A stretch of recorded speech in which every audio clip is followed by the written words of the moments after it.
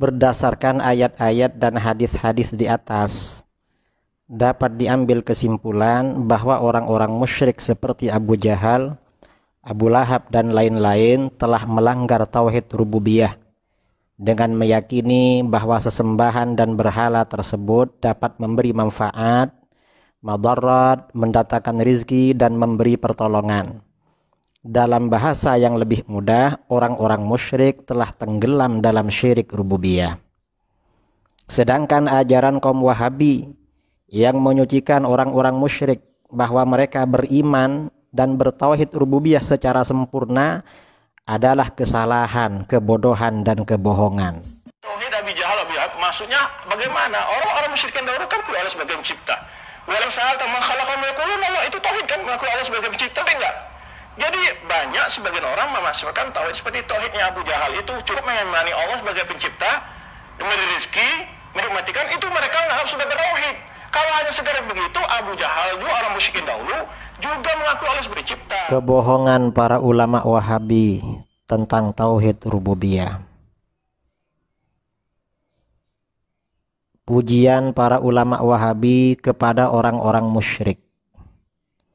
Ini kitab berjudul Kaifa Nafhamut Tauhid, karangan Muhammad bin Ahmad Bashmil, salah seorang ulama Wahabi, dan kitab ini disebarkan di Indonesia melalui lembaga-lembaga Wahabi yang ada di mana-mana.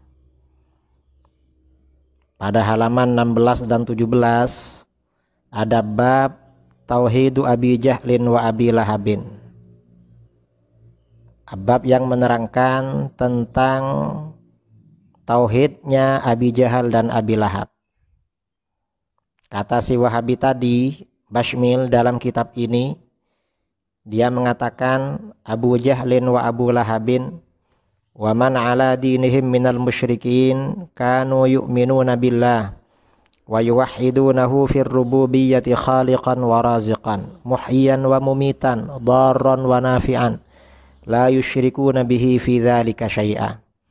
Abu Jahal, Abu Lahab dan orang-orang musyrik yang seagama dengan mereka selalu beriman kepada Allah dan mentauhidkannya dalam rububiyah sebagai yang maha pencipta, maha pemberi rizki, maha menghidupkan, maha mematikan, maha mendatangkan bahaya dan maha mendatangkan manfaat. Mereka orang-orang musyrik itu tidak syirik sama sekali dalam hal tersebut. Ini kitab Majmu' Fatawa wa Maqalat Mutanawwi'ah, karangan Mufti Wahabi di Saudi Arabia, Abdul Aziz bin Abdullah bin Bas. Dalam kitab ini dia mengatakan, amma kaunuhu subhanahu rabbal jami'i wa khaliqal khalqi wa raziqahum wa annahu kamilun fi dhatihi wa asma'ihi wa sifatihi wa af'alihi wa annahu la syabiha lahu wa la nidda lahu wa la mathila lah, fahadha lam yaqa' fihi al-khilafu bainar rusuli wal umam bal jami'ul musyrikina min Quraisyin wa ghairihim muqirruna bihi. Adapun adanya Allah subhanahu wa ta'ala sebagai Rabb, Tuhan rububiyah semuanya, sebagai pencipta makhluk dan pemberi rizki mereka, maka tidak ada perselisihan di antara para rasul dan semua umat. Bahkan seluruh orang-orang musyrik Quraisy dan lainnya mengakui hal tersebut. Ini juz 2 halaman 71. Kesimpulan tauhid rububiyah Wahabi di atas. Abu Jahal, Abu Lahab, orang-orang musyrik yang seagama dengan keduanya, dan bahkan seluruh umat manusia telah beriman dan mentauhidkan Allah dalam hal rububiyah, bahwa hanya Allah yang menciptakan, memberi rizki, menghidupkan, mematikan, mendatangkan bahaya dan manfaat. Sedikit pun mereka tidak syirik dalam hal keyakinan tersebut. Pertanyaannya adalah, apakah anggapan di atas bahwa Abu Jahal, Abu Lahab dan orang-orang musyrik itu beriman dan bertauhid rububiyah itu benar dan sesuai dengan dalil-dalil Al-Quran dan hadis? Anggapan Wahabi tersebut jelas merupakan kesalahan, kebohongan, dan berlebih-lebihan. Justru dalil-dalil Al-Quran, hadis-hadis sahih, dan kisah-kisah dalam sirah nabawiyah menetapkan bahwa orang-orang musyrik tersebut telah syirik secara rububiyah berdasarkan dalil-dalil berikut ini. Yang pertama, Allah Subhanahu wa ta'ala telah berfirman, wa annahu huwa rabbus syi'ra, dan bahwasanya dialah Tuhan yang memiliki bintang syi'ra. Al-Quran surah An-Najm ayat 49. Al-Imam Al-Mawardi ketika menafsirkan ayat ini berkata, wa innama dzakara annahu rabbus syi'ra wa in kana rabban li ghairihi li'anna al-'araba kanat ta'buduhu fa'u'limu anna asy-syi'ra marbubun wa laysa bi rabbin wa qad kana man la ya'buduha minal 'arab yu'azzimuha wa ya'taqidu ta'thiraha fil 'alam. Ayat di atas menyebutkan bahwa Allah itu Tuhan bintang syi'ra, meskipun Tuhan juga bagi selainnya. Mengapa? Karena orang-orang Arab menyembah bintang syi'ra. Karena itu mereka diberitahu bahwa bintang syi'ra itu benda yang diciptakan dan bukan Tuhan. Sementara orang-orang Arab yang tidak menyembahnya mengagungkan bintang syi'ra dan meyakininya berpengaruh terhadap perubahan dunia. Ini tafsir An-Nukat wal Uyun juz 5 halaman 405. Nah, ini artinya apa? Ini artinya orang-orang musyrik dan juga orang-orang Arab itu berkeyakinan bahwa bintang itu berpengaruh, seperti mendatangkan keuntungan, mendatangkan kesejahteraan, atau menolak, menghilangkan mara bahaya. Penafsiran Imam Mawardi ini dikuatkan dengan hadis sahih berikut ini. An Zaid bin Khalid al-Juhani annahu qala shalla lana Rasulullah sallallahu alaihi wasallam salatus subh bil Hudaybiyah ala ithri sama'in kanat minal laila falamman sarafa aqbala 'ala an-nas faqala hal tadrun madza qala rabbukum qalu Allahu wa rasuluhu a'lam qala asbaha min ibadi mu'minun bi wa kafir fa amma man qala mutirna bi fadlillahi wa rahmatihi fadzalika mu'minun bi wa kafirun bil kaukab wa amma man qala bi nau'i kadza wa kadza fadzalika kafirun bi wa mu'minun bil kaukab rawahul Bukhari wa Muslim. Zaid bin Khalid al-Juhani berkata, Rasulullah sallallahu alaihi wasallam menunaikan sholat subuh bersama kami di Hudaybiyah setelah hujan dari malam hari. Setelah selesai, beliau menghadap kepada orang-orang dan bersabda, tahukah kalian apa yang dikatakan oleh Tuhan kalian? Mereka menjawab, Allah dan Rasulnya yang lebih mengetahui. Beliau bersabda, Allah berfirman, di antara hamba-hambaku ada yang beriman kepadaku dan ada yang kafir. Adapun orang yang berkata, kami diberikan hujan dengan anugerah Allah dan rahmatnya, maka dialah orang yang beriman kepadaku dan kafir kepada bintang. Adapun orang yang berkata, kami diberi hujan sebab bintang ini dan ini, maka dialah orang yang kafir kepadaku dan beriman kepada bintang. Hadis riwayat Al-Bukhari dan Muslim. Nah, hadis ini memberikan pesan bahwa orang-orang musyrik beranggapan bahwa bintang itu dapat menurunkan hujan, bukan Allah Subhanahu wa ta'ala. Karenanya di sini dikatakan orang kafir. Kemudian di dalam ayat yang lain Allah juga berfirman, wattakhadhu min dunillahi alihatan liyakunu lahum 'izza. Dan mereka mengambil sembahan-sembahan selain Allah agar sembahan itu menjadi pelindung bagi mereka. Surat Maryam ayat 81. Al-Imam Ibnu Katsir berkata di dalam tafsirnya, yukhbiru ta'ala 'anil kuffaril musyrikin bi rabbihim annahum ittakhadhu min dunihi alihah litakuna tilkal alihatu izzan ya'tazzuna biha wa yastanshirunaha. Allah Subhanahu wa taala mengabarkan tentang orang-orang kafir yang mempersekutukan Tuhan, bahwa mereka orang-orang kafir itu mengambil sesembahan selain Allah agar sesembahan itu menjadi pelindung dan penolong bagi mereka. Artinya apa? Orang-orang kafir yang menyembah berhala-berhala itu, menyembah sesembahan selain Allah, mereka punya keyakinan bahwa berhala-berhala itu dapat melindungi dan memberikan pertolongan. Artinya apa? Orang-orang kafir jelas syirik secara rububiyah, tidak beriman dan tidak bertauhid secara rububiyah.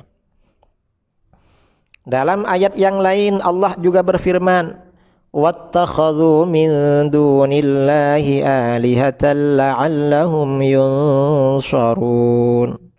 Mereka mengambil sesembahan selain Allah agar mereka mendapat pertolongan. Surah Yasin ayat 74. Al-Hafidz Ibnu Katsir berkata di dalam tafsirnya, yaqulu ta'ala munkiran 'alal musyrikin fi ittikhadhihimul andad alihatan ma'allah yabtaghuna bidzalika an tansurahum tilkal alihah wa tarzuqahum wa tuqarribahum ilallahi zulfa. Allah Subhanahu wa taala mengabarkan seraya menolak terhadap orang-orang musyrik yang mengambil sekutu-sekutu sebagai sesembahan bersama Allah. Mengapa orang-orang musyrik mengambil sekutu-sekutu seperti berhala-berhala sebagai sesembahan bersama Allah? Orang-orang musyrik berharap agar sesembahan itu menolong mereka, memberi rizki, dan mendekatkan mereka kepada Allah. Artinya apa? Ayat ini memberikan pesan bahwa orang-orang musyrik itu meyakini bahwa berhala-berhala yang mereka jadikan sesembahan itu dapat memberikan pertolongan, memberikan rizki, dan mendekatkan mereka kepada Allah. Dengan demikian ayat ini berarti menolak terhadap konsep tauhid rububiyah Wahabi yang menganggap Abu Jahal, Abu Lahab dan orang-orang musyrik itu beriman dan bertauhid secara rububiyah dengan sempurna kepada Allah. Dalam ayat yang lain Allah juga berfirman, yad'u min dunillahi ma la yadurruhu wa ma la yanfa'uh. Ia menyeru selain Allah sesuatu yang tidak dapat memberi madarat dan tidak pula memberi manfaat. Surah Al-Hajj ayat 12. Al-Hafidz Ibnu Katsir berkata dalam tafsirnya, wa qauluhu yad'u min dunillahi ma la yadurruhu wa ma la yanfa'uh ay minal asnami wal andad yastaghitsu biha wa yastanshiruha wa yastarziquha wa hiya la tanfa'uhu wa la tadurruhu. Ia orang musyrik menyeru, berdoa, beribadah kepada selain Allah, yaitu berhala-berhala dan sekutu-sekutu, seraya meminta pertolongan, meminta bantuan dan meminta rizki kepada berhala-berhala itu. Padahal berhala dan sekutu itu tidak memberi manfaat dan tidak pula memberi madarat. Ini artinya apa? Orang-orang musyrik berkeyakinan bahwa berhala-berhala, sesembahan mereka selain Allah itu dapat memberi pertolongan, memberi bantuan, dan memberi rizki. Ayat ini berarti menolak, berlawanan dengan konsep tauhid rububiyah yang disebarluaskan oleh orang-orang Wahabi. Dalam ayat lain Allah juga berfirman, wa yukhawwifunaka billadzina min dunih, dan mereka mempertakuti kamu dengan sesembahan selain Allah. Surat Az-Zumar ayat 36. Al-Imam Ibnu Jarir At-Tabari ketika menafsirkan ayat tersebut berkata dalam tafsirnya, yaqulu ta'ala dzikruhu li nabiyhi Muhammadin sallallahu alaihi wasallam wa yukhawwifuka haula'il musyrikuna ya Muhammad billadzina min dunillahi minal awthani wal alihah an tusibaka bisu bi bara'atika minha wa aibika laha wallahu kafika dzalik. Allah Subhanahu wa taala berfirman kepada nabinya Muhammad sallallahu alaihi wasallam, orang-orang musyrik itu menakut-nakuti kamu hai Muhammad. Kamu ditakut-takuti dengan sesembahan-sesembahan selain Allah, yaitu sesembahan-sesembahan dan berhala-berhala, bahwa sesembahan dan berhala itu akan menimpakan keburukan kepadamu. Mengapa? Sebab perlepasan dirimu darinya, sebab kamu melepaskan diri dari sesembahan dan berhala itu, dan celaanmu kepadanya, kamu mencela berhala-berhala dan sesembahan-sesembahan itu. Tapi tidak perlu khawatir, Allah yang maha mencukupimu dari berhala-berhala dan sesembahan-sesembahan yang tidak bermanfaat itu. Ini artinya apa? Orang-orang musyrik meyakini bahwa berhala-berhala dan sesembahan-sesembahan selain Allah itu dapat memberi manfaat dan memberi madarat. Ini bertentangan dengan tauhid Wahabi. Ayat-ayat tersebut diperkuat oleh hadis berikut ini. Qissati Islami Dhimam ibn Tha'labah radhiyallahu an. Kisah masuk Islamnya Dhimam bin Tha'labah radhiyallahu an. Fa'ata ila ba'irihi fa'atlaqa iqalahu thumma kharaja hatta qadima ala qaumihi fajtama'u ilayhi fakana awwalu ma takallama bihi an qala bi'satil latu wal uzza qalu mah ya Dhimam ittaqil barasa wal judham ittaqil junun qal wailakum innahuma wallah la yadurrani wa la yanfa'an.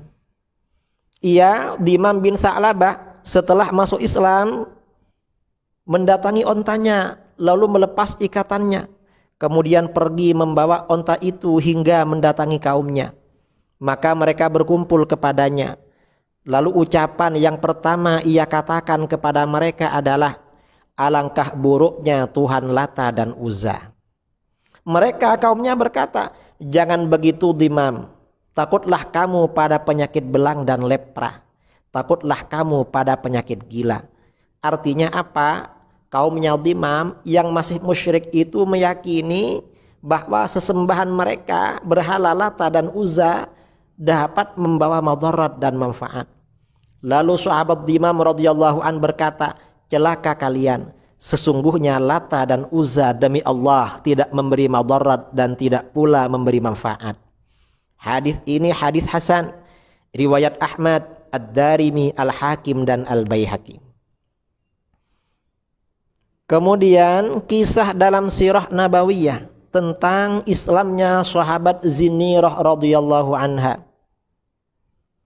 Qalat Ummu Hani'in bintu Abi Talib a'taqa Abu Bakrin Zinnirah fa usiba basaruha hina a'taqaha faqalat Quraisyun ma adhaba basaraha illa Lat wal Uzza faqalat kadhibu wa baitillah ma yughni Lat wal Uzza wa la yanfa'an faraddallahu ilaiha basaraha. Ummu Hani binti Abi Talib berkata, Abu Bakar memerdekakan Zinnirah, lalu matanya menjadi buta ketika memerdekakannya. Lalu orang-orang musyrik Quraisy berkata, kebutaannya pasti karena kualat Tuhan Lata dan Uzza. Zinnirah justru berkata, mereka orang-orang musyrik Quraisy itu berdusta. Demi Baitullah, Lata dan Uzza tidak dapat memberi kaya dan tidak dapat memberi manfaat. Ternyata apa yang terjadi? Setelah itu Allah mengembalikan pandangannya dan kembali melihat lagi. Riwayat ini disebutkan oleh para ulama di dalam kitab-kitab sirah, antara lain kitab Al-Isabah fi Tamyizis Sahabah karangan Al-Hafidh Ibnu Hajar Al-Asqalani, juga dalam kitab Tarikhul Islam wa Wafayatul Masyahir wal A'lam karangan Al-Imam Al-Hafidh Az-Zahabi. Kesimpulan, berdasarkan ayat-ayat dan hadis-hadis di atas, dapat diambil kesimpulan bahwa orang-orang musyrik seperti Abu Jahal, Abu Lahab dan lain-lain telah melanggar tauhid rububiyah dengan meyakini bahwa sesembahan dan berhala tersebut dapat memberi manfaat madarat, mendatangkan rizki, dan memberi pertolongan. Dalam bahasa yang lebih mudah, orang-orang musyrik telah tenggelam dalam syirik rububiyah. Sedangkan ajaran kaum Wahabi yang menyucikan orang-orang musyrik bahwa mereka beriman dan bertauhid rububiyah secara sempurna adalah kesalahan, kebodohan, dan kebohongan. Lalu bagaimana dengan beberapa ayat yang dijadikan dalil oleh kaum Wahabi bahwa orang-orang musyrik seperti Abu Jahal, Abu Lahab, dan lain-lain telah beriman dan bertauhid rububiyah dan mereka tidak syirik dalam hal rububiyah sama sekali? Ayat-ayat tersebut antara lain sebagai berikut. Ini dalil kaum Wahabi. Wala in sa'altahum man khalaqas samawati wal arda la yaqulunna Allah. Qulil hamdulillahi bal aktsaruhum la ya'lamun. Dan sungguh jika engkau bertanya kepada mereka siapakah yang menciptakan langit dan bumi, tentu mereka akan menjawab Allah. Katakanlah segala puji bagi Allah, tetapi kebanyakan mereka tidak tahu. Luqman ayat 25. Dalam ayat di atas disebutkan bahwa orang-orang musyrik mengakui bahwa Allah lah yang menciptakan langit dan bumi. Dalil lain yang dijadikan sandaran oleh Wahabi, wa ma yu'minu aktsaruhum billahi illa wa hum musyrikun. Dan kebanyakan mereka tidak beriman kepada Allah, bahkan mereka mempersekutukannya. Surah Yusuf ayat 106. Dalam ayat di atas disebutkan tentang keimanan orang-orang musyrik. Para ulama berbeda pendapat mengenai ayat tersebut. Ada yang menafsirkan beriman bahwa Allah Maha Pencipta dan pemberi rizki saja. Ini riwayat dalam tafsir At-Tabari. Ada pula yang menafsirkan beriman bahwa Allah adalah Ar-Rabb yang menciptakan, sedangkan para sesembahan atau berhala itu pemberi rizki. Ini disebutkan di dalam tafsirnya Al-Imam Al-Izz bin Abdissalam. Ada yang menafsirkan beriman tersebut hanya secara bahasa saja, bukan secara hakiki atau secara syar'i. Ini disebutkan oleh Imam Ibnul Jauzi dalam tafsirnya Zadul Masir dan Ibnu Atiyah Al-Gharnati dalam tafsirnya Al-Muharrar Al-Wajiz. Banyak juga ulama yang menafsirkan yang dimaksud syirik dalam ayat di atas adalah syirik as-sughar, yaitu riya, bukan syirik akbar yang mengeluarkan seseorang dari agama.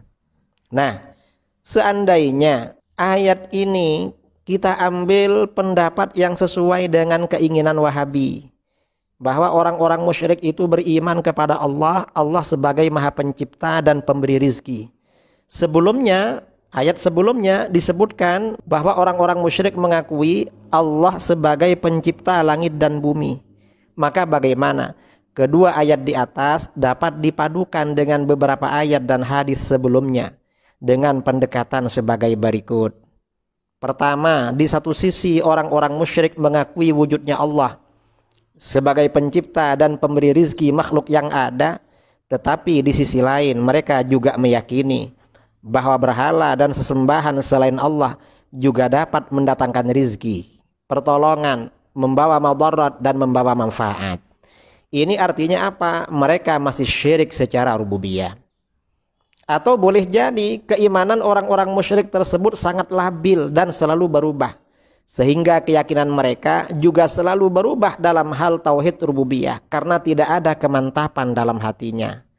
Walhasil, orang-orang musyrik bukanlah orang-orang yang bersih atau suci dari syirik rububiyah sebagaimana diyakini oleh kaum Wahabi.